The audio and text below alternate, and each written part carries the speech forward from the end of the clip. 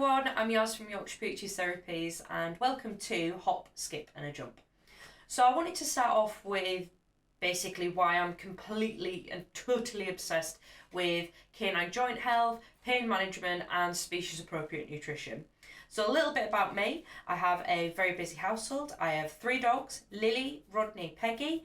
I have 3 ferrets, Mr. Walter, Pan, Mitzi, 2 guinea pigs, Nancy and Patty, and an evil cockatiel called Evil Charlie. So I have a zoo in my house, and I think that is a testament to the fact that I am completely obsessed with animals. So my job role, I kind of wear many different hats really. So I'm predominantly a canine massage therapist. I'm an applied herbal choices consultant, and I do lots of things with nutrition and traditional Chinese medicine food energetics and herbal stuff. So I do lots of different bits and pieces. But I'm going to talk about firstly the canine massage aspect. So I've been doing canine massage now for probably about 4 years. I've been working with dogs for 7 years, but then I've been doing the massage for about 4 years now.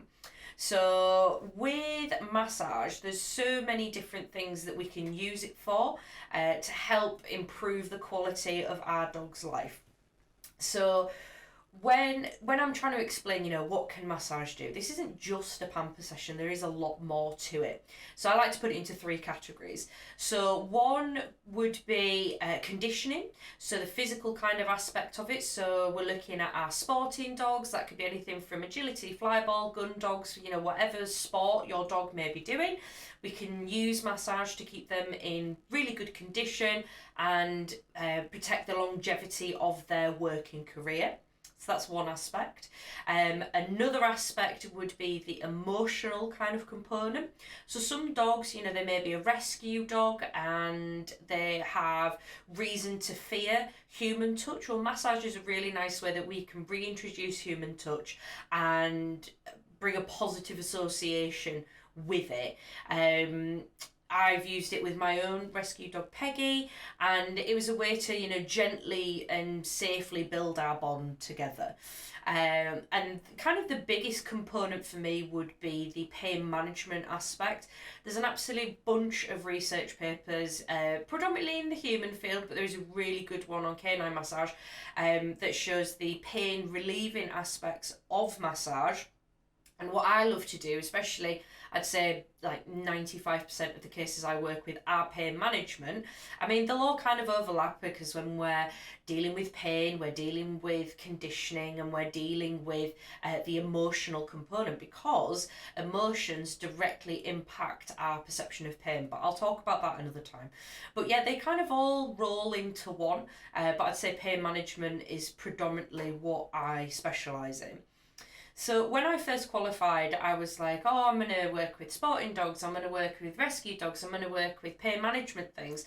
And as I've gone on, I've realised that actually you need to niche down, and I've niched down into the pain management aspect. So why am I totally obsessed with pain? So one of the reasons it's so important to me is that one of the leading causes of elective euthanasia, so where you have to have your animal put to sleep, is because they've gone off the back legs, or they're unable to move, they're unable to get up to go toilet. So imagine if we can put preemptive steps in place to delay the onset of that joint degeneration. If you look at current canine arthritis statistics, we're looking at 80%, that's 80% of dogs over the age of 8 that are suffering with arthritis somewhere in the body, and I think it's 20% of dogs overall that are suffering with arthritis. Now, the study that found the 20%, that was the information was collected by, I think it was like forms that vets had to fill in. So it wasn't like statistical data, it was kind of almost anecdotal. And I think that number is really, really under-recognised. Even the 80% is under-recognised because those are the numbers of the dogs that are going to the vets regularly, the dogs that are going to the vets and they're actually, the arthritis has been spotted. So I do talk a lot about arthritis, I do talk a lot about joint health, especially with the way that certain breeds of dogs are so predisposed to orthopedic conditions like hip dysplasia, elbow dysplasia, cruciate disease, luxating patella, IVDD. At some point there is potentially going to be an onset of joint degeneration. Now, one really good resource would be Canine Arthritis Management. I've followed them crikey for years, and the work that they do is really phenomenal for bringing really good quality education to pet parents, but also therapists and other vets can learn from them as well. So I'll make sure to put a link in the bio. They're amazing, go and check them out, free resource, absolutely incredible. So that would be kind of one of the main kind of prongs of my job would be the pain management. So the reason I'm so passionate about it is obviously we've got a lot of dogs that are suffering with silent pain. And I think that sometimes we can just accept, I say we, like collectively, like pet parents can sometimes accept that, oh, that's just the way that they look now, or that's just the way that they walk now. When in fact there is so much we can do to improve the quality of life for that dog. And the way that we do that, there's loads of different ways that we can do it. And I want to, over this series, to kind of deep dive into each topic individually, but I'll do, because it's the first episode, I'm going to do kind of like a quick run through. So one of them would be, one of the cornerstones for good joint health for me is species appropriate food. So species appropriate food is if that animal was in the wild or whatever in their natural habitat, what would they be eating? So if we look at our dogs, they are carnivores. So they have teeth that are designed for eating meat and chewing bones. Now, I will do a deep dive into pet food on another episode, but for now, my main focus would be to look at species appropriate food as a modality to help protect that joint health for longer, simply because we're reducing the carbohydrate load that is going into the dog's diet. Now, carbohydrates are inflammatory, they eventually turn into sugar, and inflammation loves sugar, and sugar loves inflammation. And all inflammation starts in the gut. So when we are looking to allow the gut microbiome to thrive, so your gut microbiome is a group of bacteria that live in your tummy. It's the same reason that we have Yakult and Activia. Is it Activia? I think it's Activia. To help our gut flora flourish. We have to remember that a lot of the pain mediating chemicals in the body, such as serotonin, and I think it's something like 95% of that is produced in the gut. So taking care of the gut will then in turn help take care of the cascading inflammatory effects that are seen across the body. Not only that, when we are feeding a species appropriate diet, we can look to have our dogs in better body shape, body condition. Now, that's not to say that a dog that's fed a dry diet, they are guaranteed to be overweight, 'cause that's just not the case. But with, sorry, I've got Rodney here. With dogs that are fed a dry food diet, it can be more difficult to keep them lean because they are having so much actual food in the bowl. They have to have quite a lot of food in the bowl to meet those nutritional requirements. Now, there was a really good study from Anna at Dogs Risk in Helsinki. I can't remember the research paper, but basically what she said was to start seeing positive effects on your dog's health by adding fresh into the bowl, we need to be changing about 20% of what that food bowl looks like. And that can be achievable for a lot of people. We have to remember that raw feeding or feeding a cooked food diet isn't for everyone. There's things like cost that's involved. You may have an immune compromised person in the house.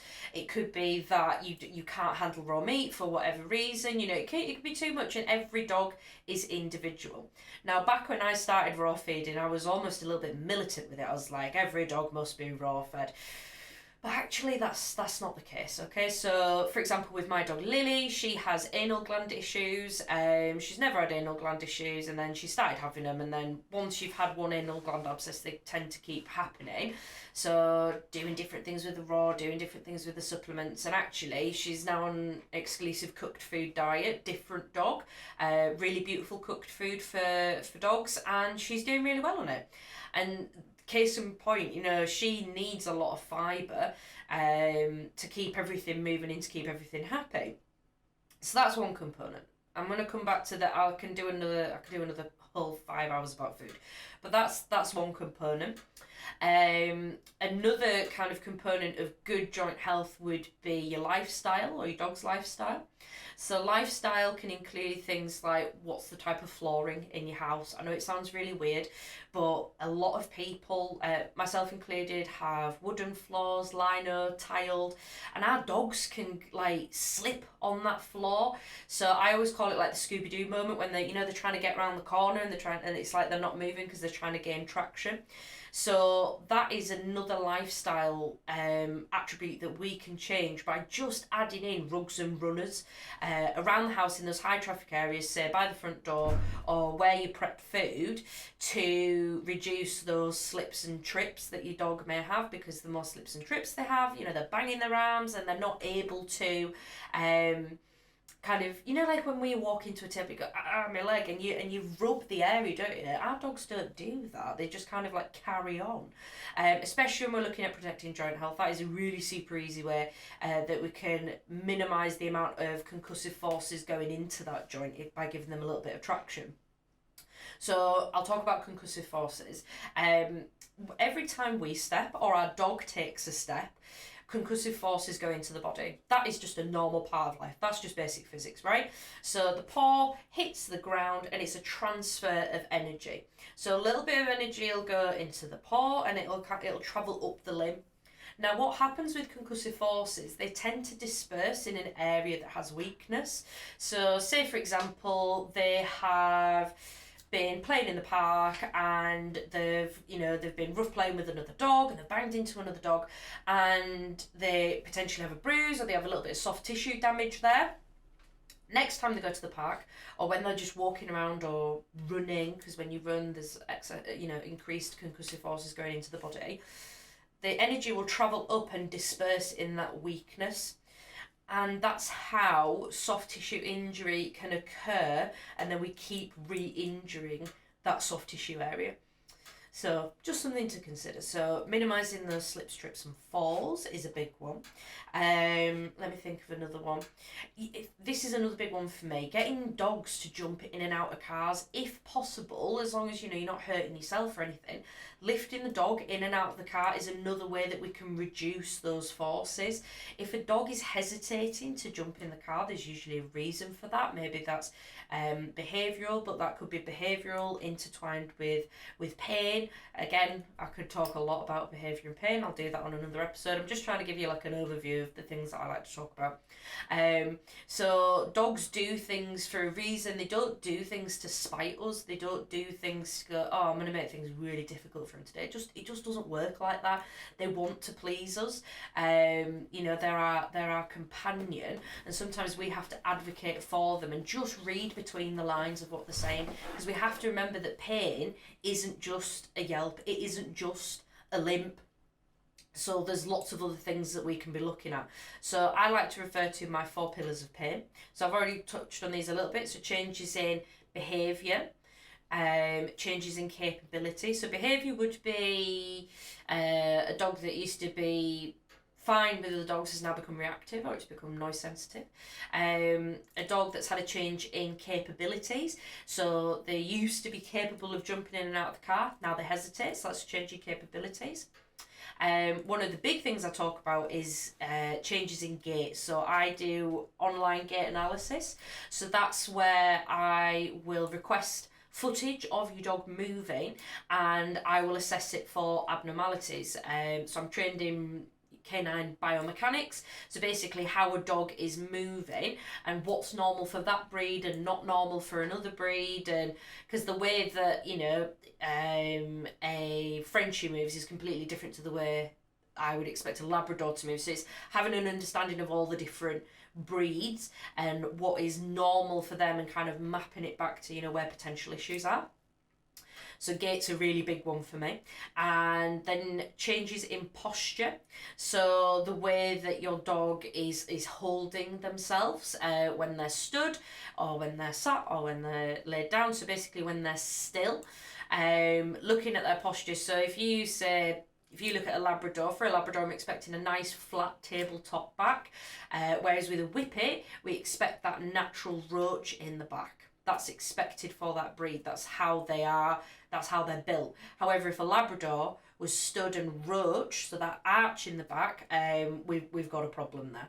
So basically, dogs can kind of create this roach in the back and tuck the pelvis underneath in order to shift compensatory tension to a different area of the body because something is uncomfortable. So those are my 4 pillars: behaviour, gait, capabilities, and posture. So I'll come back to each of them in turn, but I absolutely love talking about them. So what else do? I do quite a bit actually, but it's I'm going to be here, there and everywhere. My idea is that I'm going to get on different people, different therapists in the industry, and basically ask them, you know, what is it that you love about working with dogs? What's your area of specialty? Because everyone has a different area of specialty. I've got a physio that I refer to who specialises with sporting dogs. Obviously we can all work on sporting dogs, we can all work on pain management dogs, but it's really important to go with someone that's niche to what you're looking for when you're looking for a therapist.